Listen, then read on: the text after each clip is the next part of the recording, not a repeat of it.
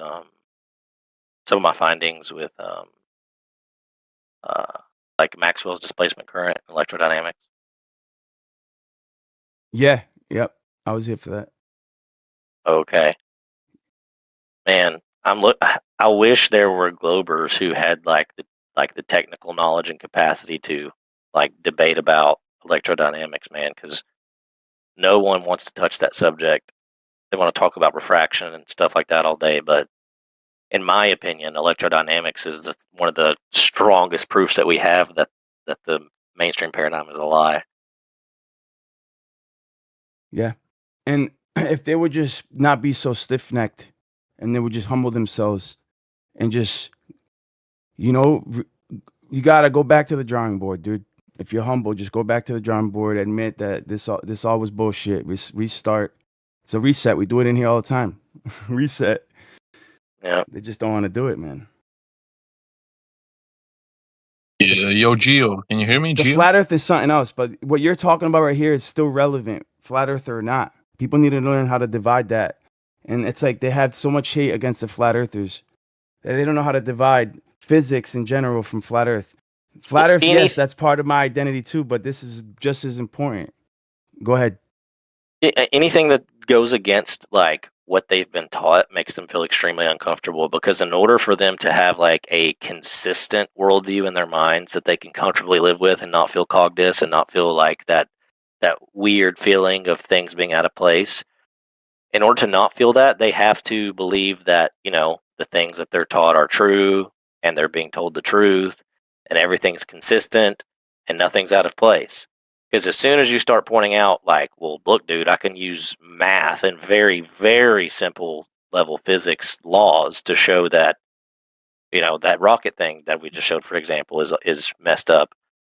You know, it's like, what do you do with that? Because once you poke a hole in the fact that, like, okay, there's something fundamentally wrong about the behavior of this thing that I just watched on video with my own two eyes and the data that they claimed when it went with it, once you realize that, it's like, what else might be wrong, right? You start the logical implications, your brain starts going through the implications and going down that rabbit hole. And once that starts happening, that's when people just shut it off. They freak out. Like the cog disc becomes so big that they're like, man, if I go down this rabbit hole, I'm going to have to remove this comfortable illusion.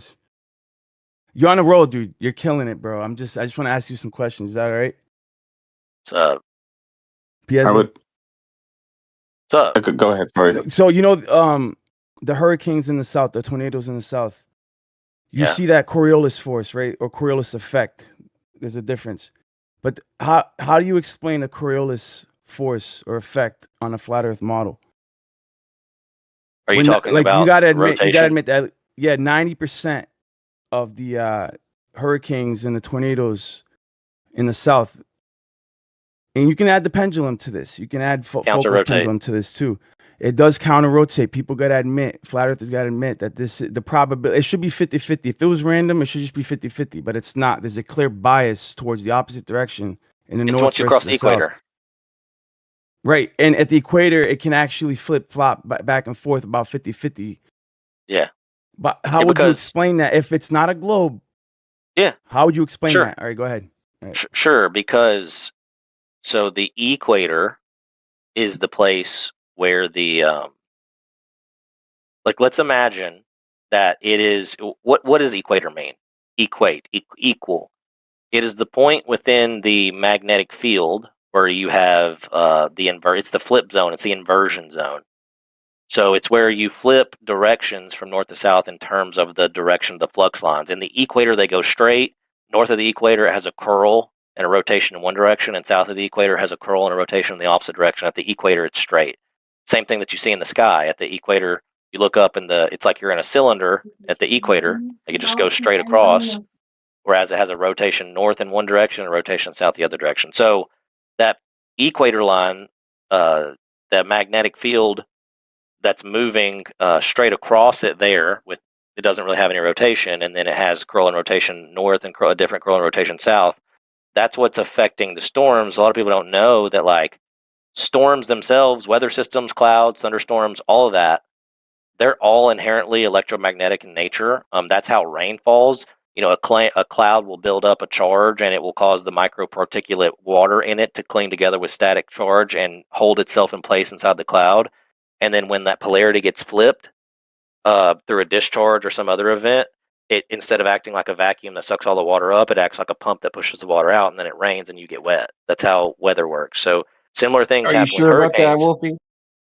There's a rotation with the weather system in the hurricane, in that it's being influenced by the rotation of the magnetic field. So the same direction it rotates in the field, the same direction the storm is influenced to rotate. Same thing in the south. That's why it flips at the equator. It has nothing to do with like a physical rotation of the Earth applying inertial forces to the weather system. That kind of wouldn't make much sense anyway, because they claim that gravity is what's holding it all down. So how would it be getting a differential influence from the motion of the reference frame it's in?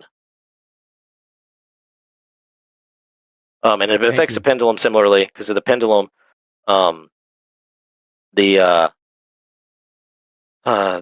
rotation experienced by a pendulum, like let's say that I'm just going to use the northern hemisphere for an example. You can apply the same logic I just applied to the storm for the southern hemisphere, but let's talk about the north.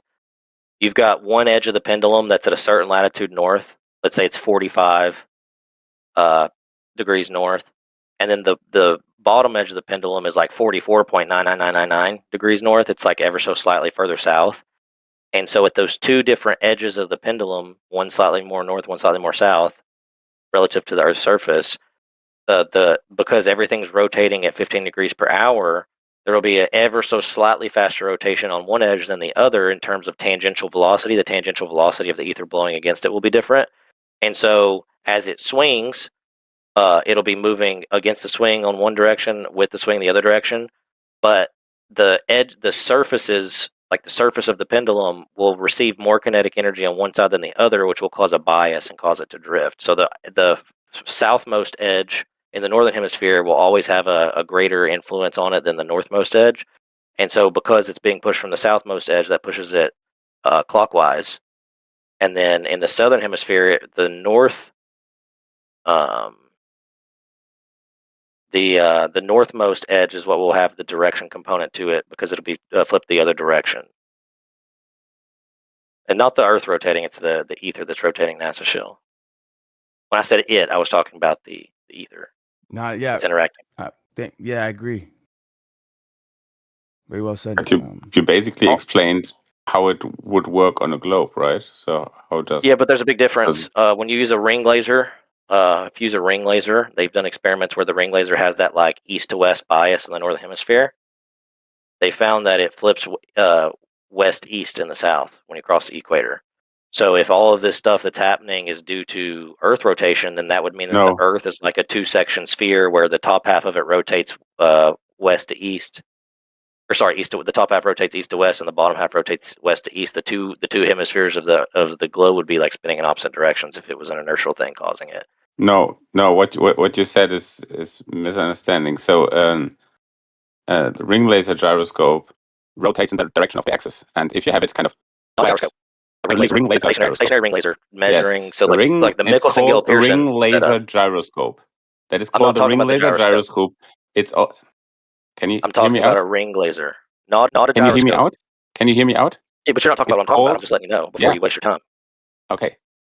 Now please hear me out without interrupting. What you're referring to is called a ring laser gyroscope. It's a stationary laser that is going into two directions, and due to the Sagnac effect, it can detect rotation. And the same with a fiber optic gyroscope. It's also a laser going through a fiber, multiple windings. It can be smaller than a normal ring laser gyroscope. That's what you were referring, and that's what's called. I know what both of those are, but I'm not talking about using a gyroscope. A ring laser gyroscope is specifically a device that you can mount to something and take it with you, and it will measure its own change in inclination through space. That's not what a ring laser is. It's a type of ring laser, but it's not. I'm not talking about a gyroscope. I'm talking about a stationary ring laser that you build on the ground, or you set up on the ground, like what was used in the Michelson-Gilles-Pearson experiment in the 1920s. You set up a ring laser on the ground, okay, and that ring laser will measure the bias, the east to west drift, right? But all those experiments that are done have always been done in the northern hemisphere. It's always European or American labs that do it. A group did it in the south, in Australia, and the bias was west to east. Now, it's not. We're not talking about. No, we're not. Yo, tell we're him, not. Piezo, tell him what's Yeah, good. Yeah, there are so many we're not pulsar talking pendulums about. in the southern hemisphere that have I'm not to talking show. about that, NASA. I'm still talking, and I'll let you do it, bro. I just got to finish. I'm not talking about clockwise versus counterclockwise, right? We're talking about cardinal direction, because on this stationary, the one MGP had like a rectangle basically, but in the stationary ring laser, you can measure the actual orientation with respect to north as it's a cardinal direction. So it doesn't have to be a relative rotation. It's a cardinal direction that's being measured in terms of a bias. It's measured east to west in the northern hemisphere. But like I said, they did the same thing in Australia, and when they did that, it was west to east. We got the papers talking about it. Oh, please show me these papers. They've been shared before. I can share them with you, bro. Yeah, show me these papers. Come from shit shoot or something, or what? Nope.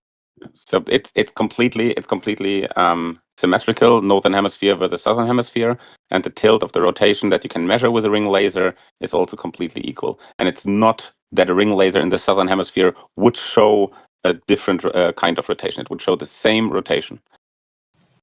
It doesn't, though. However, That's the point. You're saying it would, but that's the point. It doesn't. Yeah, it does. It doesn't. So, It should. so If the it was a globe, it citation- should. It should be symmetrical, and it's not. It is symmetrical. It is going It's exactly not. the No, opposite. it goes the opposite way. Yeah, there's a preferred direction in the south, counter to the north. Light has a preferred direction, buddy. Sorry to tell So you. it's no light doesn't Go have more a in for a preferred little No bit. direction. Come back. direction. The ring laser in the south shows a rotation due east, and ring laser in the north also shows a rotation due east. However, you wanted to discuss about electrodynamics. 1 second. I got you. But post that paper, Piezo, because the response is just not. So if he shows a paper that shows you otherwise, you're not going to say that anymore, right? Snooze. I said it's symmetrical. I just did not say nah. I said it's not true that it shows that the southern hemisphere would rotate in a different direction. It shows Yeah, that's saying nah. both. That's literally saying nah. No. I specifically said that the ring laser experiments shows same as the Foucault's pendulum, as the cyclones and so on, shows that the Earth is rotation due east. So if he shows you Or otherwise, you will towards concede east. that point then, correct? Sure. If he shows me that ring lasers in the southern hemisphere would show that the Earth rotates to the western direction, and in the northern hemisphere to eastern direction, I would definitely say I was wrong. It doesn't matter if we have the counter rotation. You can explain that on the globe, but you shouldn't have a preferred direction of light counter in the south. There is no preferred direction of light. Right, so Line, you guys as I can said, have if- that. You guys can if- have the counter rotation for the storms. That's not a problem, dude. It's the preferred No, direction. no. Wait a second. It is no I was what do you mean talking it's- about the rotation light, of the the light. Earth. If a ring laser gyroscope shows rotation towards west in the southern hemisphere, I will say that I was wrong. But for that, you need to post the citation. That's fair. That's fair news. That's fair. Or snooze. Okay, hold on 1 second. I got What's you. this preferred direction of light? Find it, Piezo. Yes. I got it. I Dude, found it. I'm going to It post it up. violates Hold on. relativity fundamentally, bro. It just you can't have it both no, ways. light has no preferred It direction. Stop. Exactly, and it does. No, it doesn't. Stop it. Relative. That's why you have the Stop it. constant speed of light. You're right? making the up shit. constant speed of light. No, bro. no, Making you're constant, coping. buddy. making up You're on shit. highly enriched copium right now, NASA Shield. You're wrong, dude. Get wrecked, dude. Check this paper. Here you go. Thanks. E equals MC squared is debunked. I'm sorry. I even highlighted it for you. I put a screenshot of the page that's on with the highlight. A confirmation of the Michelson-Gale-Piersman experiment has been recently carried out by Bilger et al., employing a ring helium-neon laser apparatus fixed to the surface of the Earth. They demonstrated that the measurements obtained by the Michelson-Gale-Piersman experiment are due to the west to east direction of the rotary motion of the Earth. The tests were conducted in Bilger's experiment at 43 degrees south latitude in New Zealand, and the observed fringe shift was opposite in direction to that of tests carried out in the northern hemisphere. No shit. Yeah, that's correct. It's the opposite direction, so it's not It's clockwise, light, it's counterclockwise. Okay, no. The fringe shift. The fringe shift. Because it's moving the opposite direction. Thank you for once again, this proves Toon's law. It's This not proves Toon's law. moving Thank you very the much. Thank you opposite for- direction. The Earth thank is you for rotating proving in one Toon's law. direction. Both the northern hemisphere and southern hemispheres are attached to one ball. The ball is just simply spinning in a direction. Thank you for proving Toon's law once again. Thank you. Hey, So are on west and 40 east relative? on Are west and east? 43 Hold on, You're gonna bring hold up the on. inertial Hold frame on. and Are it's- west and east relative to the North Pole in the globe? Yeah, because the north is north, right? So west Thank and you for- east are directions relative to north. So it doesn't matter if I'm in the northern hemisphere or the southern hemisphere. East Oh is my still God. east and west is still west. No, it's a Coriolis effect. You know, No, Right, you're it's gonna, light. you were understand going to bring this. up the Coriolis effect because Yes, you it say it's is. an Totally, inertial totally frame is, thing. totally Oh, is. it's really And by the moving way, in a straight line. thank you once again. I want to It's thank you light, once bro. again, Jesus is Lord. I want to thank you, Jesus, once more. And thank you, Jesus. That you have All once right, again proven chill out, dude. the Toon's law. Thank you, Jesus. Dude, It's your inertial your frame. brain Can is I- exploding right now, dude. No, my Okay, brain's can I exploding. just- You're right. My brain's exploding. You would actually think that this disproves Einstein. This is a 24-year-old experiment. Yeah, would you think that the people who did this would have the Nobel Prize if they showed that All right, Einstein dude, was chill wrong? out. Chill out. Do you I'd think like to they hear- just use these same old tired fallacies, bro? These dudes are so cooked in their Not a brains. fallacy, It's like dude. my Hold on, Not brain a over. fallacy.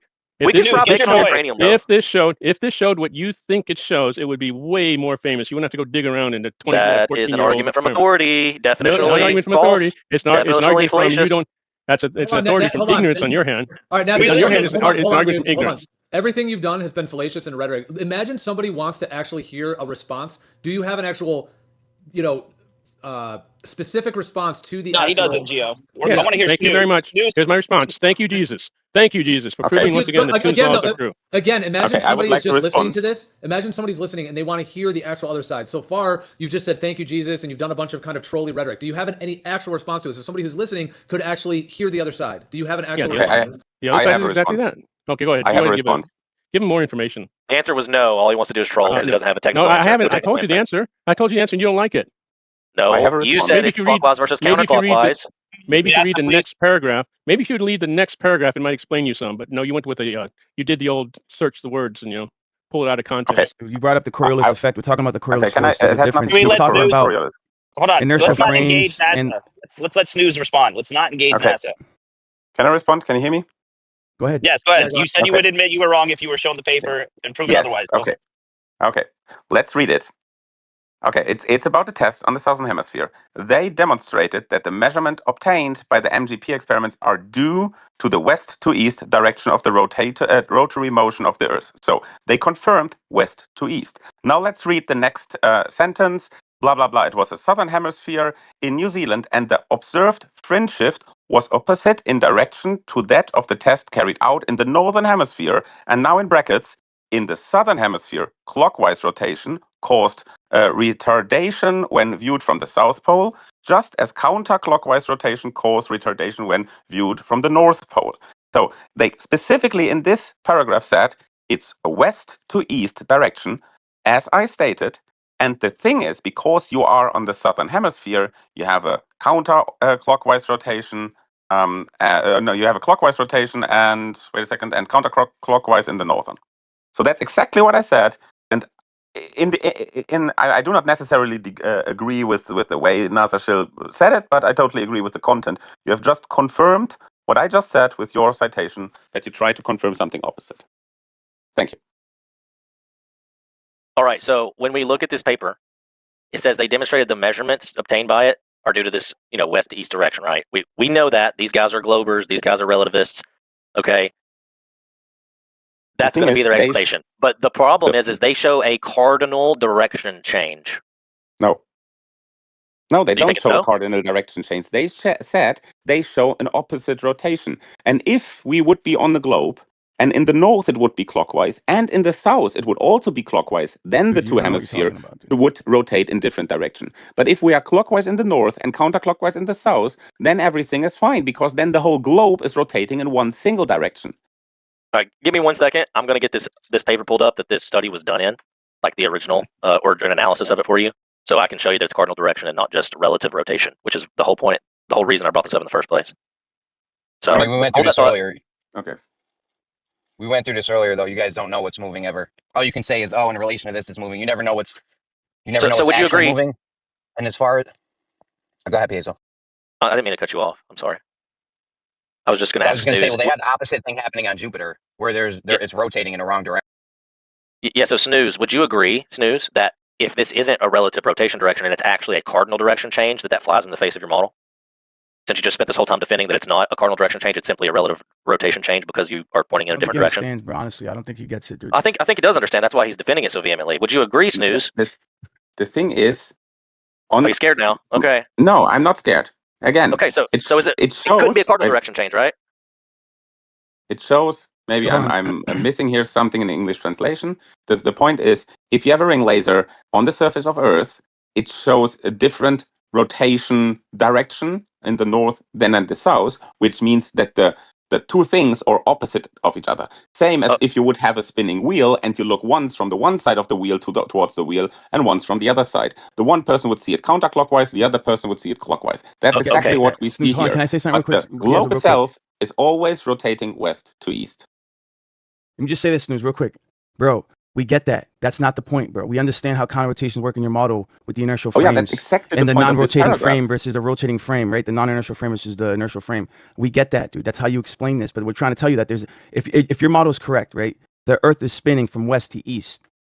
And the illusion is that the sun and the moon and the stars rise from east to west, but that's because of the Earth's rotating frame. That's what your model proposes, but that's been debunked. Because the preferred direction of light happens to match the direction that the sky moves in the north and in the south. Yes, sir. So this rotating frame, preferred direction of light. This non-rotating frame shit with relativity that you guys came up with is no good. You have to go back to the drawing board. Nope. Do we have a measurement trying to say of it the as blunt as I motion of can? light? Because you're just saying no. So do we have an actual measurement of that, or? I'm still waiting for the proof that the southern hemisphere is rotating in east to west. Just hold on a second. Do you guys have a measurement of the? No, Piezo, it's always rotating west to east. I'm waiting for your proof east to west. Sorry, Piezo, Jeremy, do you have a measurement of the preferred? Piezo, do you have a measurement of the preferred direction of light in the south versus north? Well, it's in this paper that I've just linked. But the point is that okay, the Earth is said, the whole thing, the whole Earth, it's one ball. Think of a basketball. It's said to rotate east to west, right? No. Or west, sorry, west to east, because we see the sky moving east to west, but the Earth is said to be rotating west to east, right? Yes. Okay.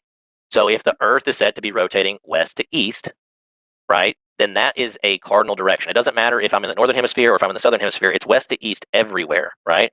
Yes. Okay. Correct. So the point is if you're talking about a relative rotation being clockwise or counterclockwise on one side or the other, that counterclockwise or clockwise rotation would be based on relative to the equator, right? But it's not going to change the cardinal direction. The cardinal direction is still west to east. Correct, but it's not relative to the equator. It's relative to the way you look at it. So, for example, if you look down and you see something going clockwise, then it's relative to your current down or so. It's not relative to the equator. Okay, but the equator is where you'd be looking down through the North Pole or up through the South Pole. Same thing as what I said. It's effectively the same. You're just wording it differently. Either way, there's a difference between a relative rotation and a cardinal direction, because the cardinal direction is an absolute direction, right? Yeah. Do you come up with a paper, or where would I just disprove your point? Or yeah, it's an A.G. Kelly paper. I'm trying to get it right now. This paper that I originally sent you has got like a bunch of different authors. I'm trying to find the A.G. Kelly paper. You probably need like classified clearance to know some of this shit, dude. He's talking about right now for real. Okay, I think I got it. 1 second. So this 2013 paper. Okay, I'm gonna put it in the chat. Give me 1 second. I'm trying to find the reference in the paper so we don't have to read the whole thing.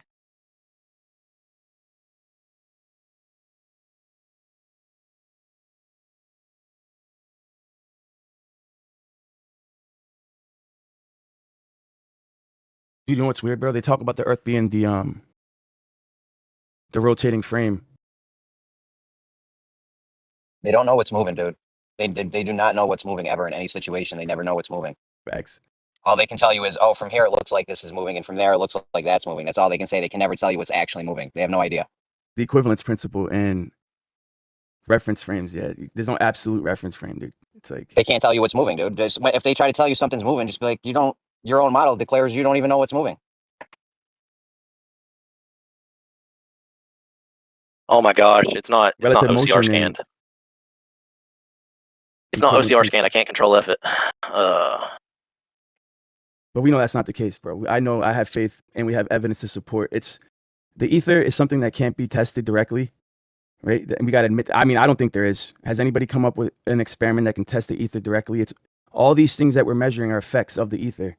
So it's indirect evidence of something that's right beyond the reach of our senses. Go ahead. Galiev used tubes made of conductive metal in order to show the change in laminar versus turbulent flow of light through the tube based on its orientation with or perpendicular or parallel to the rotation of the ether field, or what they would say is Earth rotation, like aligning it north-south versus east-west. Because it would cause turbulence when the flow is going against the surface of the tube versus flowing through the center of the tube, because the conductor has like an interaction with the ether, like the copper pipe or whatever he used. Yeah, it's fascinating. I've seen some of the patents there's some papers written on electrogravitic Electro-dynamic and freaking electric gravitic. Yeah, like the Nazis were talking about it. The oldest that I heard was the Nazis, dude, talking about the electrogravitic technology, whether you believe it or not. And then it evolved to different names. Electrostatic propulsion. The German word for it, I can't even pronounce. It's fascinating stuff, bro. Satellite technology. Flat earthers need to get with it, bro. Satellites are legit. Yo, They're GPS. just they're not orbiting like they say they're orbiting, but there's shit up there floating around. And people that say that there's nothing up there, it's honestly shameful for the community, bro. But yeah, go ahead. It's crazy. But GPS, though, there's refraction involved with that. No matter how you chop it up, you got an electromagnetic wave moving through a medium, even if it's differential GPS or whatever, any GPS, there's going to be refraction in it. They're just claiming how much it is and they fix it by what they think. Like they've never actually measured it. They don't have any measurement of the light bending, obviously. They're just going off everything they do. Reciprocal zenith angles, I was telling you yesterday. They just look at the shit, know it's a globe, and then they know how much the light's bending. That's how they do reciprocal. They say they use reciprocal zenith angles to check for what the refractive index is. They're doing the same thing with GPS, dude. They don't know. They'll tell you it's a little tiny minuscule amount of refraction, but they don't know if it's a little tiny amount or a little teeny tiny amount or a little teeny tiny amount or a bigger amount, or you know what I'm saying? Yeah, dude. Witsa had a guy on. He talked to a guy. I remember I heard the audio, who was like responsible for launching satellites allegedly. I don't know. It's been a while. And the guy was talking about like they treat these satellites as if they're in a fluid, dude. And they used real forces. The forces were real. They acted as if they were real, even though they still believed in relativity. They're like, let's just pretend, because the math is simpler and it still works out. Even though they believed in relativity and they didn't believe in real forces. It's all pseudo. Very strange, dude.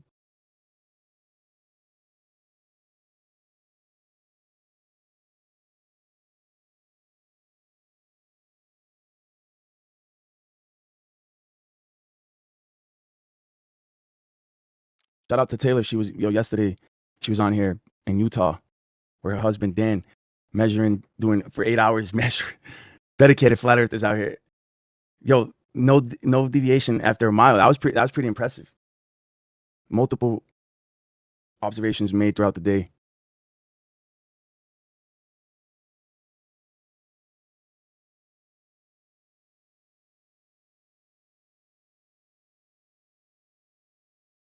I might have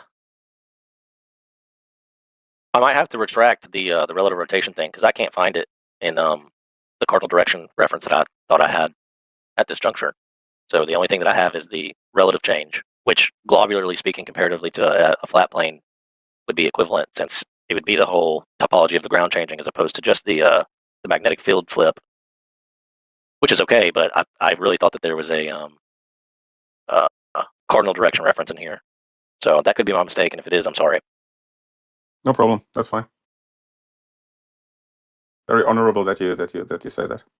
What is book, Piezo? What book? Don't get your hopes up yet, dude. The one that you're looking for. The one that you're looking through. I mean.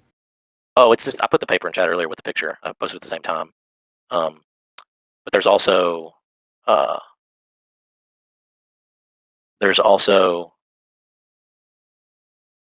few other papers by Kelly talking about the Sagnac effect. They reference the same thing. There's one from, what's this guy's name? Stellari, and most of the rest of them are from A.G. Kelly, but they reference this Bilger test. But it says that the retardation was clockwise viewed over the South Pole, in the opposite sense to that in the Northern Hemisphere in the Michelson-Gale test. But I mean that could be interpreted as relative rotation. It's not necessarily cardinal direction. So in the absence of any specific verbiage saying cardinal direction, I think that the default position would just be relative rotation direction.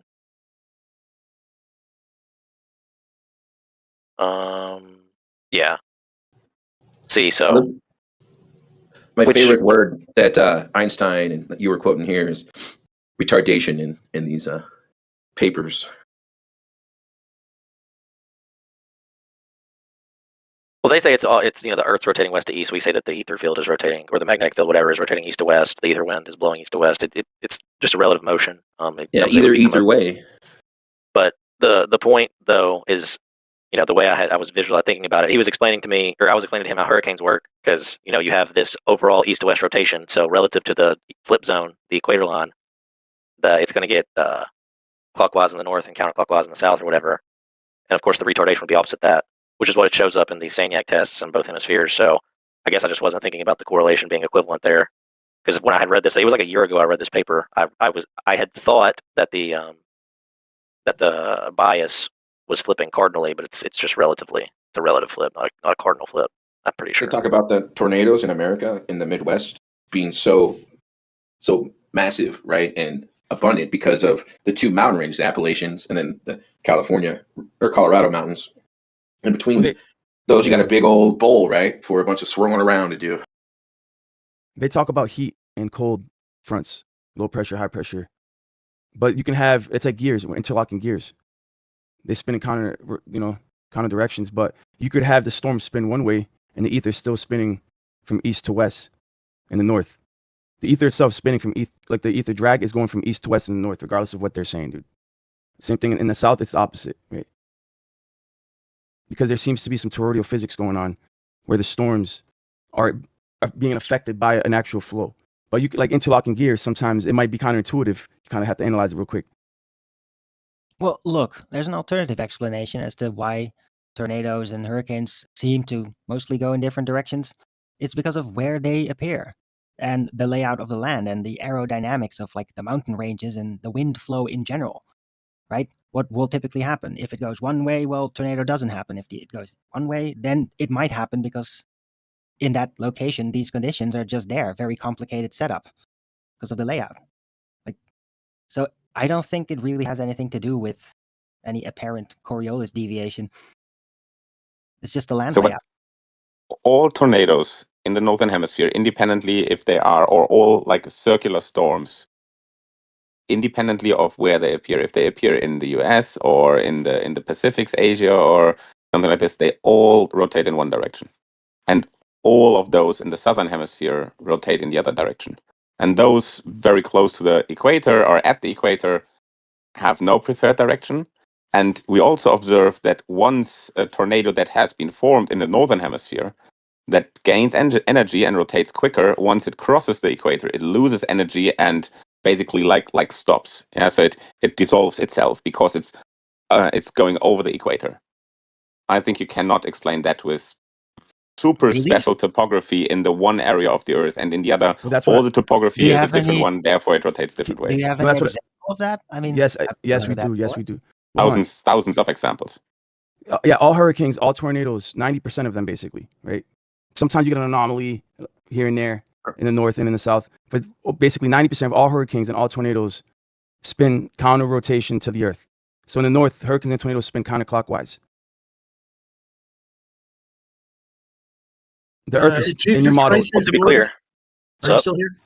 Yeah, man. I'm gonna leave here in just a second, but yeah, I'm here. Don't leave just yet. I've figured out where the problem is. Took a little bit of looking. It does not deploy the yo-yo D-spin at apogee. It deploys that well before apogee. You can tell this visually from the video footage because the altitude at 2 minutes and 8 seconds is substantially higher than when it at 1 minute. So let me see if I can show you a picture. 2 minutes and 5 seconds is substantially higher than 1 minute. Hold on, wrong picture.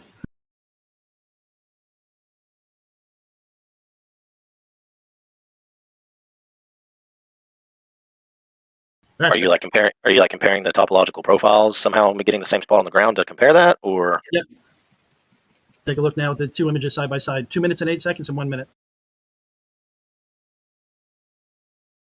Let's see. In the chat.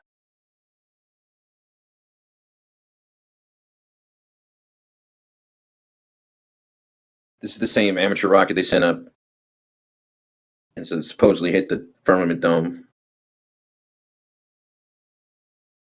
Which rocket are you talking about? Very interesting. Those images does look like the 208 seems to be higher up than the 1 minute as far as the size of the ground profile being smaller. I'm curious though, in the video when it decouples at 1 minute, right, and the lower stage separates and begins to kind of drift ever so slowly away from it. Yep. I mean, it looks like you just like let go of a bottle in a swimming pool and just gently pushed it, and it's just drifting. Oh, you would. You got to think about it. There's absolutely no friction, or let's put it this way: so little friction, it's not even funny. So you think that rocket's in outer space, Smoyak? You think it's in the vacuum of motherfucking space? No, you look at the evidence, and you can see that if you push it away like that, it just drifts away. Obviously, something's going on, and the thing goes another 1,000 or goes several miles higher, which is evidenced by the video. Yeah, you can make your argument either way. I don't care. I don't need to sway you. I'm not talking to you, Jesus Christ. Do you guys know that during the 1940s, 1945, 1946, we took one of those rockets that the Nazis used to bomb the British, and we sent it into space, and you could see the curvature from space and everything. And this was in 1945, 1946, and I can even show you the video for the people that claims that Photoshop and computers existed back in 1945, 1946. Like, this has been done already. What are you referring to? A V2 rocket. V2 rocket in 1945? A V2 rocket sent up with a camera. I think it was not 16 millimeter. Yeah, they had a camera on it. Like this. With the GoPro on it? No, No, not 1942 or 45 or 6. No, actually, it was a GoPro. You're right. Good thinking. Moyak. It had a camera on it? Where's the footage? Yes, they did. All right, so Jesus, any thoughts? Yeah, I have a question. So, why would they deploy the yo-yo D-spin like a minute and a half from apogee? No, it really doesn't matter. I mean, I'm not saying that what you're asking doesn't matter. I'm saying that you are already out of the atmosphere for the most part. So you probably would get it, just so you could get nice stable video for the longest period of time. Right after the engine stops, yo-yo D-spin. And, the engine stops like 18 seconds, but you're saying what? You think after a minute they clear like the bulk of the atmosphere, and so they don't need to spin anymore? Yeah, I mean, there's no need for that anymore. Once you're not applying thrust, you don't even care. But you also don't want to be going sideways through atmosphere, so the higher up you do it, it's a little bit better. You wouldn't want to do it at 50,000 feet and go sideways, then the thing would tear itself apart. And then damn near vacuum, they would keep going. And they have to. Wait a second. This is a two-stage rocket. No. Right? No, it's a one stage. They just drop the engines off. I don't know why they do that. I guess that's the telemetry package or something. But it's not two stage. Only one burn. Okay, but still for the separation, they need to stop the spin. Are you guys looking at the Go Fast rocket, that video? Yes. I posted an image of the Go Fast rocket at 5:11. It shows that after the initial burn of the engine, it continues going up, and the D-spin is done, and it still continues going up after that. Okay, and what type of lens correction was used in this showing footage? the objects in the foreground for the same position or for the same mountain range. You can see it's substantially smaller at 2 minutes and 8 seconds. Excellent. And what type of lens you could correction actually was by used in the the footage? you could actually by the size difference calculate how much higher it is. You could. I'm not going to. Not necessarily like the I'm pretty meters or satisfied miles, with the image. but the percentage, yeah. But I mean, the D-spin has to happen before the separation. That makes sense. And it also makes sense to do the separation because as heavier the rocket is, as quicker it would be pulled down again. So, like if you try to keep the velocity and then you, it already has a certain amount of moment of velocity upon it. Yeah, and so it's just like it's going to be the G force causing it to decelerate. It doesn't matter how much it weighs because G affects everything the same. So it won't decelerate any faster with more mass or less mass. Yeah, when it starts to tip sideways, you would get a little bit more friction by having it on there, I guess. But I can't guesstimate why they chose to separate when they chose to separate. Yeah, I mean that's like only 40% of the way through the ascent. I mean, two small parachutes are easier than one big one. So that there's in the propulsion stage there seems to be a parachute at the top. So it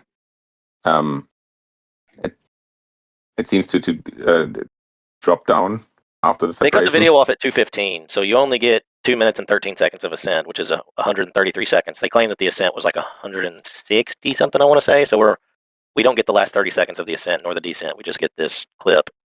But right. Interesting. But we can tell. I mean, at least from the standpoint of it does answer a lot of the question. It may not be perfect, but it shows why the yo-yo D-spin happened, and it does seem to have gone up substantially higher than that after the fact. Yeah, I'll have to study. I was under the impression that they usually yo-yo D-spun something right before it reached apogee. You might do that with a lower altitude rocket where you're still in the atmosphere. It may not matter once you get up this high. Do you know what the height is? How high did this rocket go? 330,000 feet, 72 miles, something like that. Well, according to ChatGPT, according to ChatGPT, rockets typically initiate the yo-yo D-spin while the rocket is still experiencing significant atmospheric drag, because that helps to ensure the rocket is stable as it approaches its maximum altitude. I guess in other words, the rocket automatically is going to spin because it's getting thrusted up so hard. Like the spin is natural, but the more that you spin, the more you're interacting with the atmosphere and creating drag. And so you don't want that maximum interaction. When you hit the yo-yo D-spin and it stops spinning, you minimize the interaction. So it reduces drag. So the purpose of yo-yo D-spin is apparently to allows you to better control the vehicle's orientation and minimize atmospheric drag. Yeah, because once you exit the atmosphere and you get above the air layer, then there's no aerodynamic forces present anymore. If there's no air, right? So it would just be only inertial forces at that point. So you wouldn't even need a yo-yo D-spin above that. So the point of the yo-yo D-spin would be while you're still in the air layer. But what I don't get is that, stabilize the views. Well, I mean, if you look at the bottom stage, it separates, right? And when it separates, that bottom stage starts floating further and further away from it, and it's tipped over sideways and stuff. I'm just wondering, at a minute,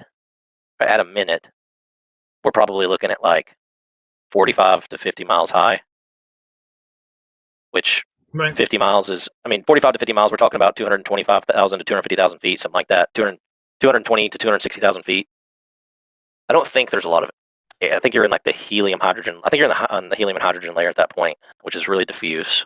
Oh yeah. So I don't suppose there would be much drag, but I suppose maybe whatever small amount of drag there is, if that lower part turns sideways, it could cause a differential in the ascent rate between the upper and lower part. So maybe that could be a reason it's drifting away. Also, maybe that decoupling pushes it away. And the decoupling introduces definitely some kind of force between. Here's the thing, though. Look at 105. If you go to 105 and watch it, 106, you've got ice crystals on the outside of the rocket, right? You see those ice crystals. 107. At the moment of 107, you can frame by frame it. Okay, 107. If you frame by frame it, ooh, that's so interesting. There's a ripple. You can see literally a ripple go across the camera when that bottom part pops off, and all these ice crystal splinters fly away. And then that bottom stage just drifts away so gently. I mean, it's weird. It's weird looking, dude. Why is there a ripple? you can see debris flying off it at 108. Well, if you go to 107, you can use the comma and period buttons on YouTube if you pause it. Yeah, I did. Yeah, 107, 108 looks like debris. You see it the looks ripple? like there's rope flying off. Well, that's the ice cables. Crystals. Yeah, maybe some stuff from inside. But do you see maybe some of the solid fuel to cause the decoupling? But do you see, or the glue or something holding together? Do you see the ripple though? That's so weird. The ripple is because of rolling shutter. So these cameras don't have a physical shutter, so they are not kind of closing a curtain and opening it again between the images. So this digital camera sensor has to be read out basically line by line, and you cannot read the whole frame, clear it, put light in it, close it again, read the whole frame. So you have to read it line by line, which means if you are at the moment reading line 10 and at the same time the image is shifting, and then you read line 20, for example, the camera has moved between line 10 and 20. And that means even if it is a single frame, this single frame has been taken on different points in time. That's, for example, while if you take a GoPro or a mobile phone camera and point, for example, to a wheel that is spinning, you see some funky curves or so on the wheel. It's interesting. The same effect here. Well, it's interesting. As soon as that ripple goes across, you see the debris fly off from the decouple. Yeah, it feels like that stuff just goes down so fast, while the second stage below it drifts down much more slowly. That debris flies down way past it, way faster. It actually does a vortex spiral as it goes down. And just it's the debris is careening down to the ground, plummeting. Yes, almost. But the second stage is kind of gently drifting. Yeah, because the mass to drag ratio is a very different one. And you can calculate that basically. So the debris has a pretty big surface area and very low mass that continues in the same direction. So the drag is more affecting that that. So it's like a feather. Yeah, kind of. Yeah. Same principle. Yeah. What's also interesting is you can still hear, like there's clearly still air because the sound waves are traveling to the camera from the lower part of the rocket. As that decouple happens, you can hear the ringing sound traveling through the air to the camera. Well, but is the it, camera or is that is coming attached, through the rocket itself? Yeah, the camera is attached to the rocket, so sound would travel through the rocket itself. There does not need to be any air. I don't think that the camera is measuring the sound in the. Well, I mean, you're saying that the rocket is what's emitting the sound. The problem is so the microphone is basically this membrane which is moving, and if you have something, for example, if you hit your mobile phone, if you tap on it or so, you will hear that noise as well, because that vibration, that shock wave that happens by your tap is also transmitting to the microphone. So there does not need to have air to have it transmit. It's the same like these new earphones that you just hang over your ears, and they are basically transmitting sound through your skull into your ears. So there's no air involved in the sound transmission.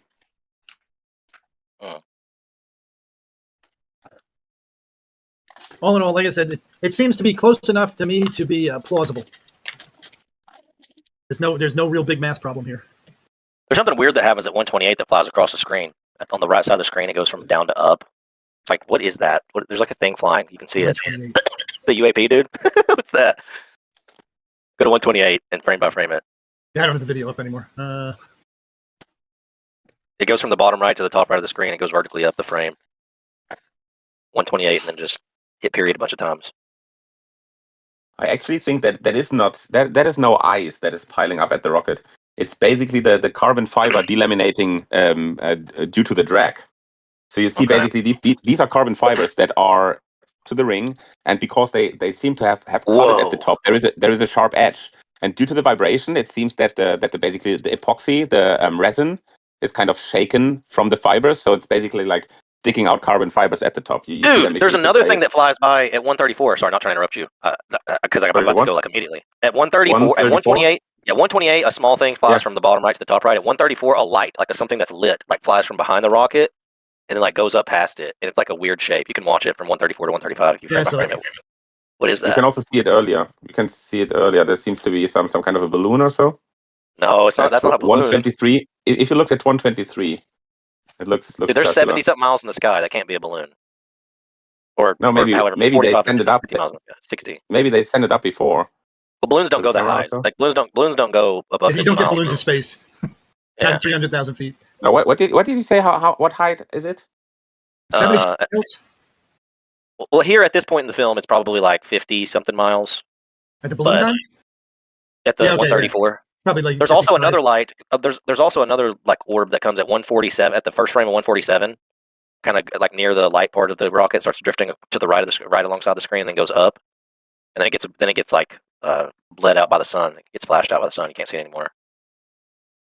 Like a bunch of little things up here. I mean, probably the flash is probably the sun, coming in through like one of the lenses. Well, dude, the 134 thing like takes like a trajectory change across the screen. It's weird. It's like a little triangular looking weird shape. Right. But you can see that there's like all sorts of artifacts in the lens. Like at 133, you can see there's probably a sun that's reflecting off of the lenses internally.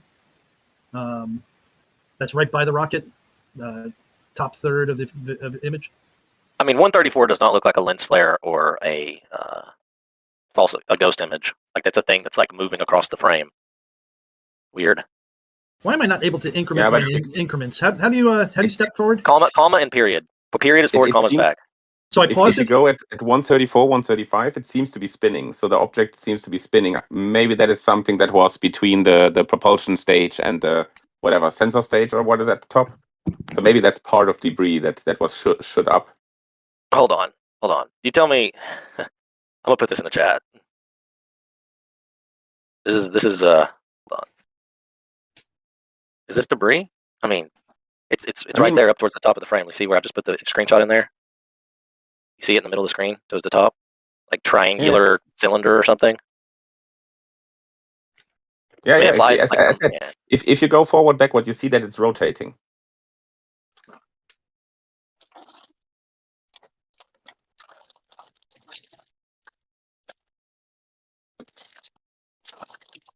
And you see it earlier as well on multiple rotations of the stage. All in all, you got to admit, your original hypothesis that this was all faked, probably. I didn't say it was fake. I said the data was didn't match the video. Right, but you were trying to say if you found something that was so clearly out of keeping, it looks like this is in keeping with the story. It does seem like that, so I'll grant you that. I did have that presumption that the yo-yo D-spin, seeing everything start to drift downwards, looked like that was about the apogee. I mean, that was your take too. So, and if it goes up to 70 miles, then it goes up to 70 miles. Also, it breaks the theory that it crashed into the dome and landed in a bunch of what they call it, the non-Newtonian fluids, not fluid. What the hell is the fluid you guys like so much? Superfluid. Superfluid, yeah. Superfluid. It doesn't have any indications of crashing into superfluid. We don't need that experiment. It's all good. Well, anyways, guys, I gotta go grocery shop and do life stuff. So y'all have a good day. Wait a minute. There ain't no going. Yeah. You can't leave, bitch. You wanted to talk with me about electrodynamics. Yeah, I'm sorry if I interrupted the story. Just I went. No. He just on this. He just half an hour ago said that no Glober wanted to talk with him about electrodynamics, and I said, okay, go on. But then there was another topic going on, some kind of ether rotation. I'm an engineer by trade. I'm a cell phone engineer, so I have a good understanding of how radio works, but I'm not at the physics level of it. Like I don't usually go into the whys. Radio does what it does, but I know. So if you're an engineer, how comes that we cannot levitate stuff with electrostatics? You can. Big stuff? You can do styrofoam. Yeah, I mean big stuff like a potato. Oh yeah, you know what? You might be able to do it, but it's going to be at the point where like air gap starts to break down, and you're hitting it with so much energy that like lightning is shooting off of it. But you might. That's exactly the point. That's exactly the point. You can do it. In a vacuum, for example, a potato would work in a vacuum, as far as I made a rough calculation, but not in air because the electrons will directly flow away by way less than the needed current voltage to make it levitate. And electrostatics stop at the water surface, so stuff below water shouldn't drop down if gravity would be electrostatics. I know radio doesn't transmit real well in water. Not well, but it's possible, like ultra low band, ELF, low frequency. ELF, extremely low frequency. Oh yeah, extreme low frequency. Yeah, that's. But that's like when you get down to that, transmitting any data, when you want to transmit kilobyte, it takes you 3 days. The U-boat stuff, yeah, like bit by bit. It's good to if you're going to tell somebody something simple like launch your rockets. Not good if you want to tell them anything detailed.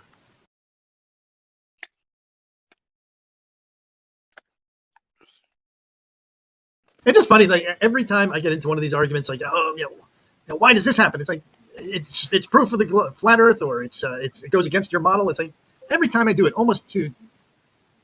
every time it always turns out to be, yeah, you guys did it wrong.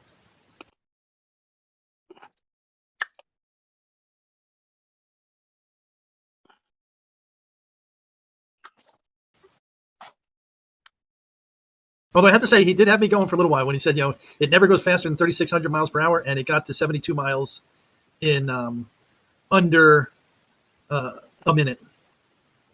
Like, no, you can't do that. That's impossible. You're right. Good thing that's not what they claimed.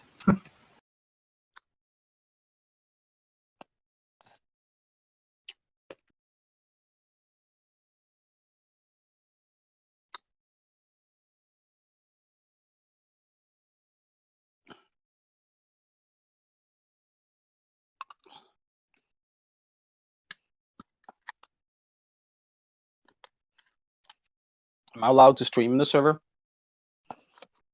The server is streamed. Or what do you mean? No, like share my screen? That depends on how many people we are, I think. Yeah, that's why I'm asking. Yeah, no, normally it's. I think normally it's fine.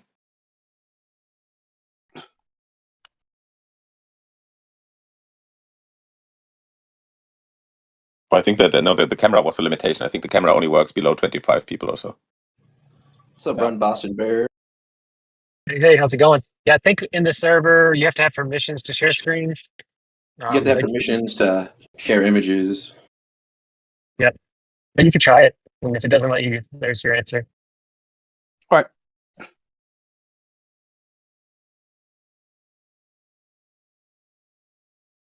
Going down the road, just listening to the conversation, picking up a infrared, like a half dome, and kind of lay it over a massage table, and it covers your lower body and upper body with a little curtain, and you can do 105 degrees up to 100 degrees of heat, and then infrared. I'm going to use it to help me heal from training and running. You're talking about Fahrenheit, right? Yeah, so it gets pretty warm. No, 105 Celsius. It works much better for fixing the things that make you ill. Yeah, definitely. Cures, I mean, like it cures all your problems. It would be it would melts be the a pretty muscles. hot finish. It would be a pretty hot finish sauna, but it would be possible. We should take the Celsius out of the equation. I mean, a normal finish sauna is above 90 degrees Celsius, so 100 is still possible. Shouldn't be that moist. If it's moist, then it's bad. So we're all in agreement the world is a globe, right? What's Earth's shape, Moyak? Globe. Sing it with me now. Oh, Blade. Spiro. Globe-esque is fine. For sure. Is there life on Mars? Oh, sorry, wrong song. Oh, I wouldn't make claims on that. Could there be life on Mars? Maybe subterranean. Because you go down 10,000 feet, you probably have a pretty good atmosphere.